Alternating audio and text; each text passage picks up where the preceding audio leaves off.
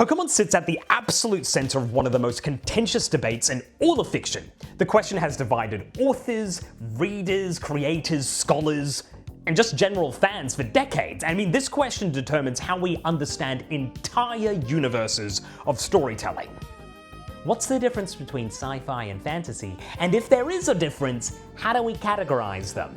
I mean, the distinction between sci-fi and fantasy isn't just some arbitrary categorization system invented by librarians with too much time on their hands, because that's the Dewey Decimal System, you idiots.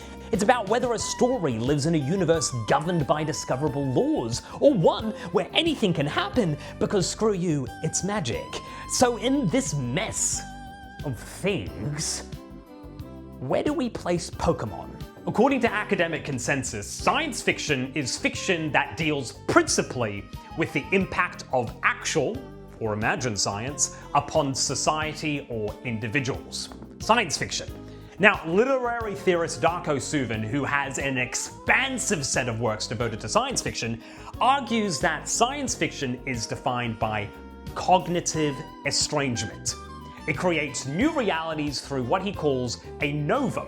Now, a novum is a new scientific or a technological element that changes everything, and then the real world sort of reacts to it. So this could be things like time dilation in Tenet, the arc reactor in Iron Man, and the Matrix. In the Matrix. Now, fantasy, meanwhile, operates in what we might call magical estrangement. It creates new realities through supernatural forces that explicitly don't follow scientific laws. For example, Fourth Wing doesn't explain why Terran's bond with Violet allows her to channel lightning through scientific principles. It just happens because that's how the universe works. And we believe in it because we want to believe in it. And also we're kind of distracted by all the smut, so we don't really ask any questions.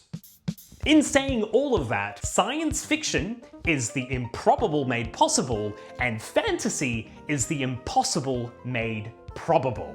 So when a 10-year-old captures a creature that can control time itself in a ball the size of a baseball, the question that we're dealing with is this advanced technology that we simply just don't understand yet, or are we dealing with magic?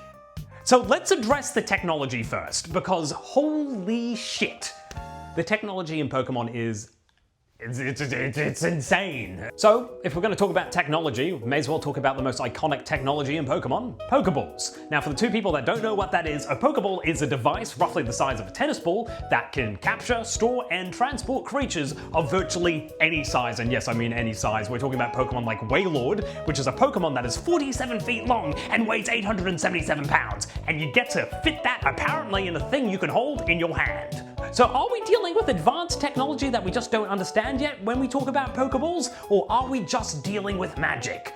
The official explanation is that it's matter to energy conversion. The Pokemon is apparently converted into a form of energy compressed at the quantum level, and then it's stored digitally.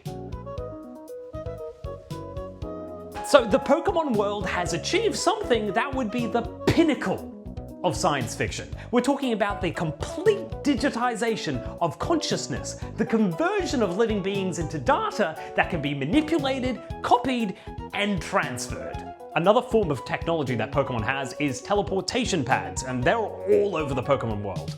Usually in like evil hideouts and some gyms, usually the psychic gyms. These devices let trainers instantly move between locations, and from a sci-fi perspective, I mean, this is just a matter of transport that's progressed. It's just a technological tool within the universe. Clear sci-fi stuff.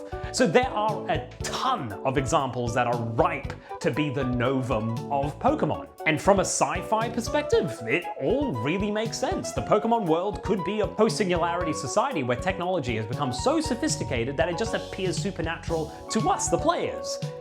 But then there's the other side of the coin. Because for every piece of advanced technology in the Pokemon world, there apparently has to be something that just doesn't fit the scientific paradigm. And what a better way to clash with science than psychic powers. Let's talk about psychic powers. Not Pokemon psychic powers, mind you, human psychic powers. Sabrina can teleport, she can read minds, she can move objects with her thoughts, and this isn't presented as technology or genetic modification or some kind of scientific enhancement, it's just a thing humans can do in this world. Not fantasy enough for you? There are ghost-type Pokémon.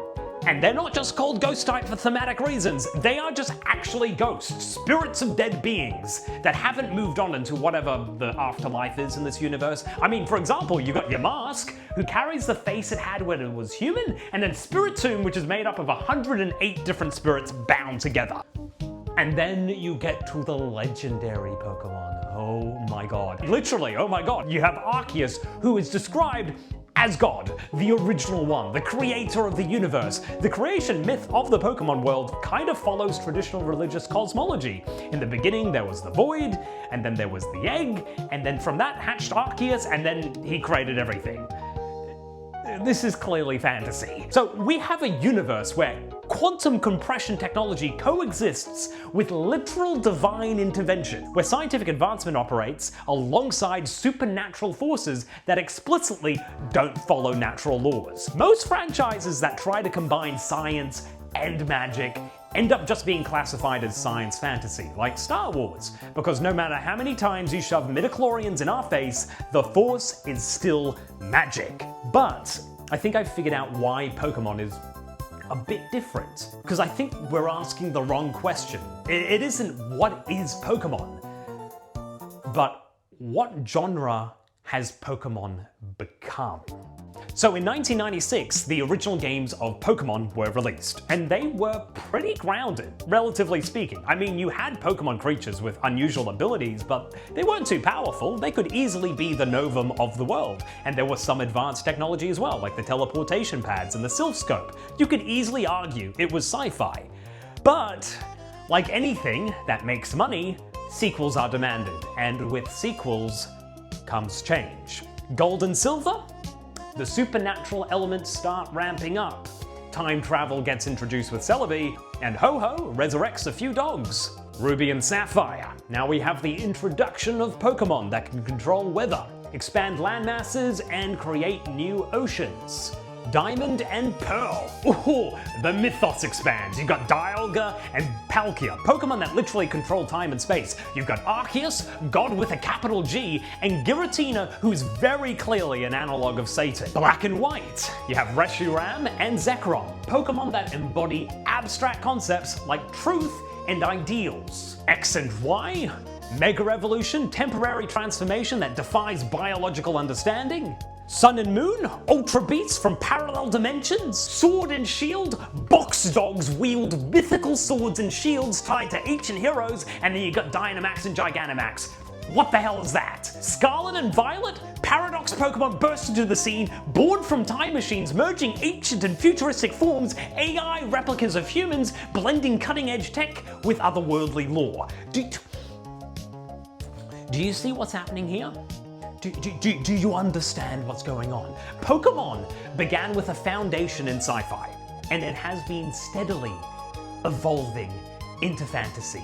Each generation introducing more supernatural, more magical, more explicitly impossible elements. We're dealing with a universe that's actually been actively transitioning from one genre all the way to the other. And we've been watching it happen for 25 years. So, to answer the original question, is Pokemon sci-fi or fantasy?